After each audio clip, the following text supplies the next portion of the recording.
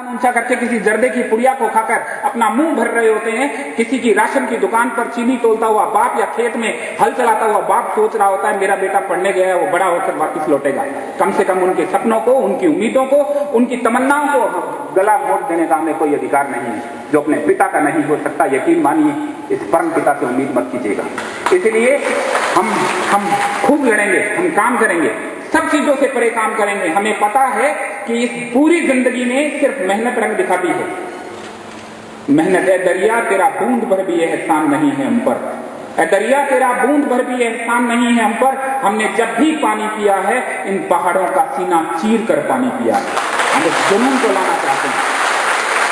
और कमाल की बात यह है कि ये जुनून खैरात में नहीं मिलता है, ये सब्जी मंडी में लगी हुई लोरियों पर लौकी की तरह नहीं दिखता है, यह पैदा करना पड़ता है। और ये एक दिन में पैदा नहीं होता। जीवन का संचार, हौसले का संचार दिन प्रतिदिन आपके अंदर में आने वाले विचारों से होता है। आप अंडे पर हथौड़ा मारकर जीवन का संचार नहीं कर सकते हैं। अंडे से चूजा तभी निकलता है जिस दिन चूजा स्वयं चोंच मारकर अंडे का खोल फोड़कर बाहर आता है। हर अच्छी चीज आपके अंदर से आएगी। इसलिए बहुत सारी चीजें अपने अंदर पैदा करें और उम्मीद रखें कि आप गुमनामी की जिंदगी जीने वाले नहीं हैं। आप उस आम से खास बनने की लड़ाई के अंदर प्रत्येक चीज को पार कर देंगे। जो इंसान सोने का चम्मच लेकर पैदा हुआ है, मुहावरा है, मतलब बहुत धनाढ्य परिवार में सारी चीजें पक्ष में है। जो इंसान सोने का चम्मच लेकर पैदा हुआ है वो अपनी जिंदगी में किसी कामयाबी की इबारत लिखता है तो शायद उस कामयाबी में उतना मजा नहीं है, उतना नशा नहीं है, उतना सुरूर नहीं है। हम तो बता देना चाहते हैं कि अगर हमें ढंग से लकड़ी का चम्मच भी नसीब नहीं हुआ तो भी हम आगे बढ़ेंगे। हम आगे बढ़ेंगे और छू के दिखाएंगे और बताएंगे कि देख मेरे हाथ की तरफ, मेरी इस मुट्ठी में मैंने कामयाबी को आपके लिए लेके आया हूँ, संजो कर लाया हूँ। और यकीन माने जिस दिन आप ऐसा करेंगे आपको अपनी मेहनत पर, अपने पसीने पर, अपने परिवेश पर गुमान होगा। और उस गुमान के लिए हमें काम करना है, उस स्वाभिमान के लिए हमें काम करना है। दूसरी जरूरी चीज जो मैं आपको कह देना चाहता हूं वो ये है कि हमें हमेशा जमीन पे रहना है, विनम्रता के साथ। विनम्रता सीखने के मामले में, बोलने के मामले में, करने के मामले में। हम में से बहुत सारे लोग जब किसी डिग्री को या किसी चीज को प्राप्त कर लेते हैं तो उनको लगता है कि इतनी छोटी सी चीज मैं अब अपने साथियों से पूछूंगा तो इनको क्या लगेगा। अरे क्या फर्क पड़ता है। दुनिया का सबसे बड़ा रोग क्या कहेंगे लोग, परवाह नहीं है इन चीजों की। अगर मुझे किसी चीज में कमी है, मुझे कोई चीज नहीं आती तो मैं पूछ लूंगा। IAS की परीक्षा पास करने के बाद सड़क पर लगी हुई चमकती हुई लाइट्स का नाम मुझे बाद में पता लगा, और वो भी किसी जीप चालक से। तो क्या इस सच्चाई को स्वीकार कर देने से मेरा अकाउंटेंट मेरे महीने की तनख्वाह में से 2 रुपए की भी कटौती करके दिखा सकता है? नहीं। इसलिए हम जैसे अंदर से हैं वैसे बाहर से रहेंगे, जमीन पे रहते काम करेंगे। ध्यान रखिएगा, इस पतंग को आप जितना ऊंचा उड़ाते हैं, ये पतंग उड़कर जितनी ऊंची जाती है फिर इसके नसीब में 2 बातें लिखी जाती हैं। बहुत ऊंची उड़ने वाली पतंगें या तो कट कर नीचे आती हैं और या फिर लुट कर नीचे आती हैं। मुझे नहीं लगता कि किसी की जिंदगी में कट कर नीचे आना और लुट कर नीचे आना अच्छा होता है। इसलिए हम जमीन पे रहते हुए काम करेंगे। किसी भी चीज का गुमान नहीं, किसी भी चीज की हमें परवाह नहीं है। हम ये नहीं कहना चाहते कि मेरा जन्म बहुत उच्च घराने में हुआ है। हम ये नहीं बताना चाहते कि मेरे कांच वाले घर के आगे 5 गाड़ियां खड़ी रहती हैं। हम ये नहीं बताना चाहते कि मैं शारीरिक रूप से बहुत सुंदर दिखता हूँ। ये सब चीजें बेमानी है, ये सब चीजें बेमानी है। आपका जुनून, आपकी पर्सनैलिटी, आपका बोलना, आपका देखना, आपका चलना, आपका बात करना उन सबसे झलकता है। और हमें उस चीज को पाना है, वहां तक हमें पहुंचना है।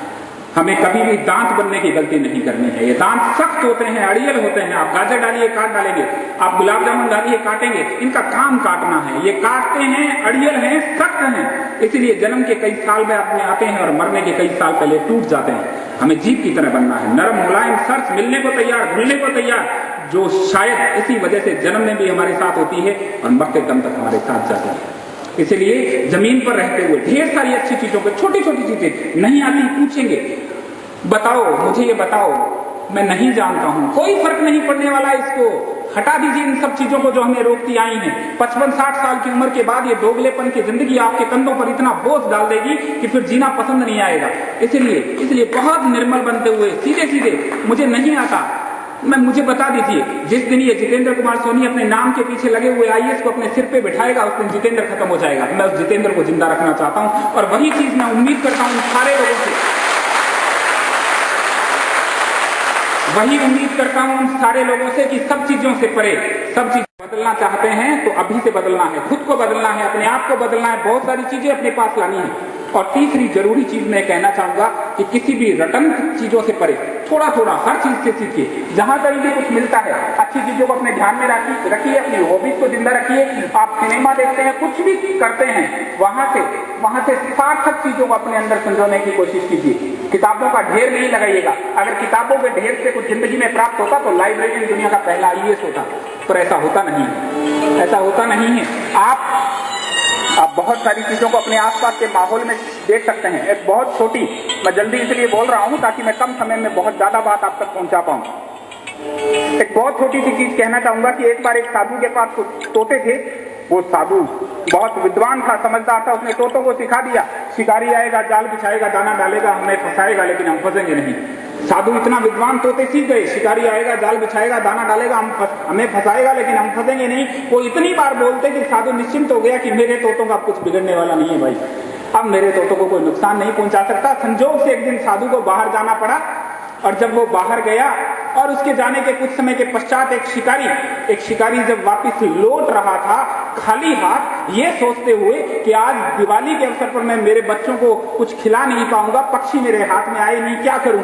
और इसी दौरान उसकी निगाह आश्रम के उस अंदर, कैंपस के अंदर बहुत सारे तोतों पे पड़ती है। खुश होता है, उनके पास जाता है, इनको पकड़ लूंगा, अपने बच्चों के लिए कुछ लेके जाऊंगा, क्योंकि जानता है ये कुलबुलाती आंतें दुनिया में सबसे ज्यादा विद्रोह कर देती हैं। और वह जब उनके पास पहुंचता है और देखता है कि तोते तो बोल रहे हैं कि शिकारी आएगा, जाल बिछाएगा, दाना डालेगा, हमें फंसाएगा, लेकिन हम फंसेंगे नहीं। वो निराश हो जाता है, पर कर्म फिर भी सोचता है कर ही डालूं।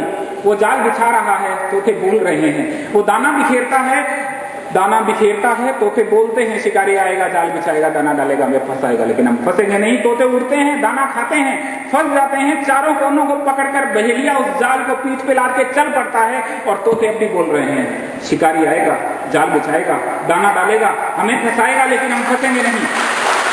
ये बहुत गहरा मतलब है, बहुत गहरा मतलब है। मैं मेरे साथियों को बता देना चाहता हूं कि स्कूल में पढ़ना और जिंदगी का निर्माण करना कोई टूथपेस्ट चलाना और साइकिल चलाने जैसा नहीं है। यह आपकी पूरी जिंदगी की आधारशिला है। इसको किसी फैशन से या रटन की चीजों से नहीं देखना है।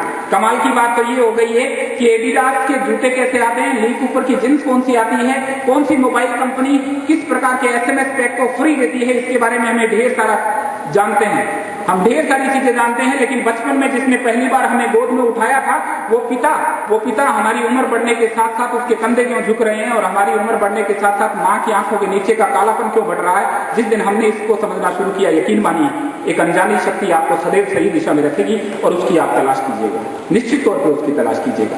मलाल की जिंदगी जीना सरल लगता है, पर यह बहुत कठिन है। अगर किसी ने अंतिम क्षणों में मेहनत करना छोड़ दिया और उसको लगता है कि 2-4 प्रयासों के बाद वो हार गया और उसके पश्चात उसने छोड़ दिया, तो आज से 10-15 साल बाद में अपने संदूक में कुछ कपड़ों को हटाने के बाद एक रंग बिरंगी फाइल में कुछ रंग बिरंगी मार्कशीट जब देखोगे तो जिंदगी में एक अफसोस रहेगा कि मैं उस वक्त थोड़ी सी मेहनत कर लेता तो मैं निकल जाता।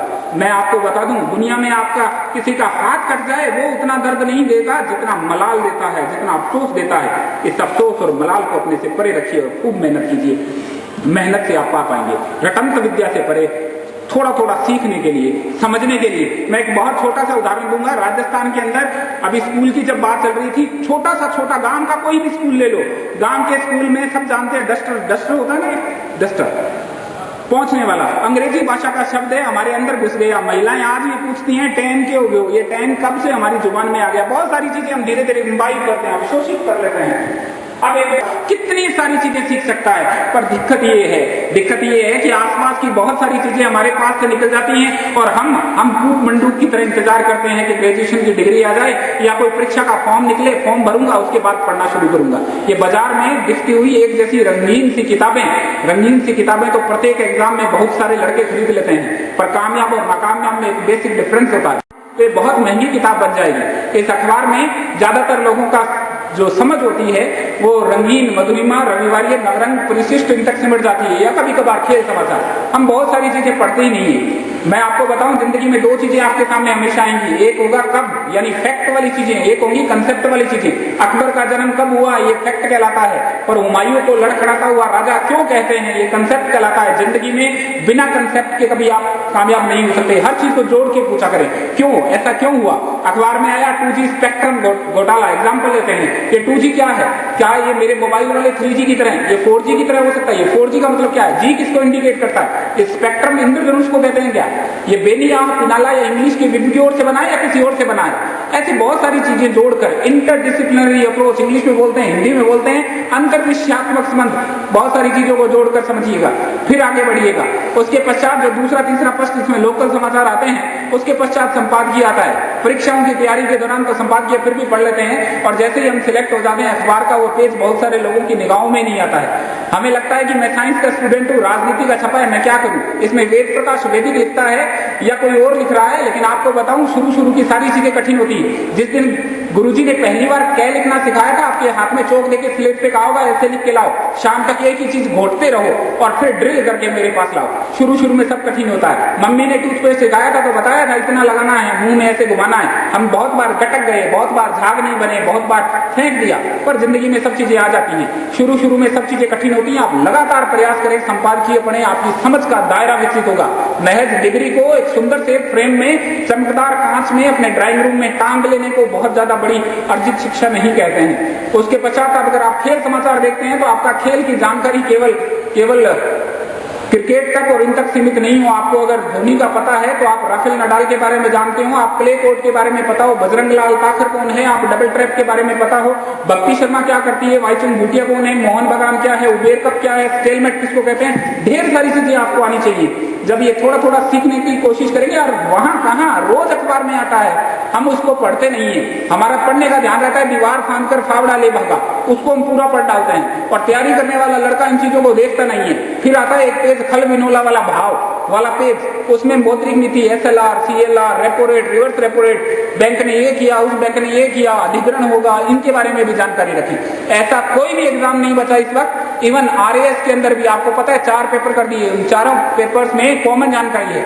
सिविल सर्विसेज का एग्जाम हो, आप कांस्टेबल, पटवारी, किसी का भी देखिए, अभी चपरासी के फॉर्म भरे गए थे, थोड़े से पदों के लिए लगभग 8 लाख फॉर्म आए हैं। कंपटीशन का जमाना है, अपनी जगह पे खड़े रहने के लिए भी दौड़ना पड़ेगा। इसको आसान नहीं समझिएगा। उड़ते हुए पक्षी सबको अच्छे लगते हैं, पर उड़ने के बाद पता लगता है कि किसी बार हम जाल में फंस जाएं तो कितनी तकलीफ आती है। ये जिंदगी जिस दिन आपके सामने सवाल खड़े करती है, जिंदगी जिस दिन आपके सामने ये सवाल खड़ा करेगी कि आटे का भाव पता होना चाहिए, सिलेंडर की कीमत जानकारी में होनी चाहिए, तब बहुत सारे भ्रम हमारे टूट जाते हैं। उन भ्रमों के टूटने से पहले अपने आप से एक वायदा कर लें कि मैं कामयाब हो सकता हूँ। एक बहुत जरूरी चीज इसके साथ जोड़ना चाहूंगा कि आलोचनाओं से नहीं घबराइएगा। बहुत सारे लोग आपको निराश करने लगेंगे। आपने सोचा होगा कि मैं अंग्रेजी बोलने की कोशिश करता हूँ, दोस्तों को कहा होगा 3-4 लड़कों को कि हम अंग्रेजी बोलेंगे, कल से मैं प्याज को अनियन बोलना शुरू करूंगा, थोड़ा। आप जैसे अनियन बोले होंगे तो बराबर वाले ने कहा होगा अभी हिंदी भी हमें ढंग से नहीं आती है, तुम अंग्रेजी बोलना शुरू कर रहे हो। आप निराश हो गए होंगे। मत सुने उनकी बातें, निश्चित तौर पर नहीं सुने। ये जिंदगी आपकी है। ये कोट में मेरे नाप से पहनता हूँ, जूता मेरे नाप से पहनता हूँ। जो चीज मेरी जिंदगी में 6 महीने, साल भर चलेगी, 1.5 साल चलेगी, वो मैं मेरी पसंद से करता हूँ। और जिन बातों से मेरी पूरी जिंदगी बनने वाली है, वो किसी निकम्मे, नकारा और निराश आदमी की बात में आकर अपनी जिंदगी को खराब करूं, कम से कम ऐसा नहीं होना चाहिए। और फिर भी अगर आपको ऐसा पसंद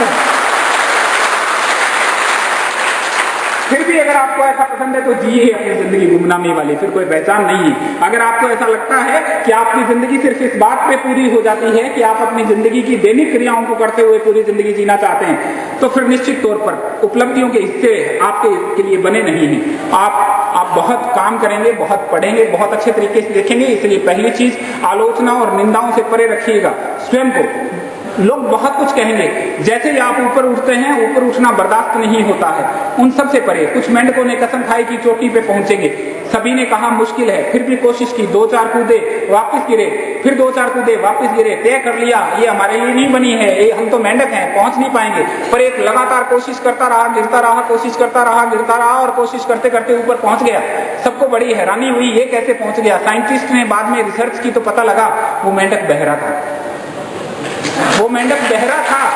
हमें और इतिहास रचना चाहते हैं तो सब चीजों को दरकिनार करते हुए अपनी क्षमताओं को पहचानिए और उनको और ज्यादा विकसित कीजिए, और ज्यादा विकसित कीजिए, और कभी तनाव को खुद पर मत हावी होने दीजिएगा। सकारात्मक सोच रखिएगा। मैं यहाँ से देख रहा हूँ तो मुझे अंतिम व्यक्ति दिखाई दे रहा है, मैं छत पे चला जाऊंगा तो मुझे और दूर तक दिखाई देंगे। अगर यहाँ कोई किला या कोई बड़ा टावर होता तो मैं बाड़मेर के पार भी देख सकता था। ये जिंदगी ऐसी है, जितना आप वैचारिक तौर पर ऊपर उठेंगे आपका देखने का दायरा बड़ा हो जाएगा।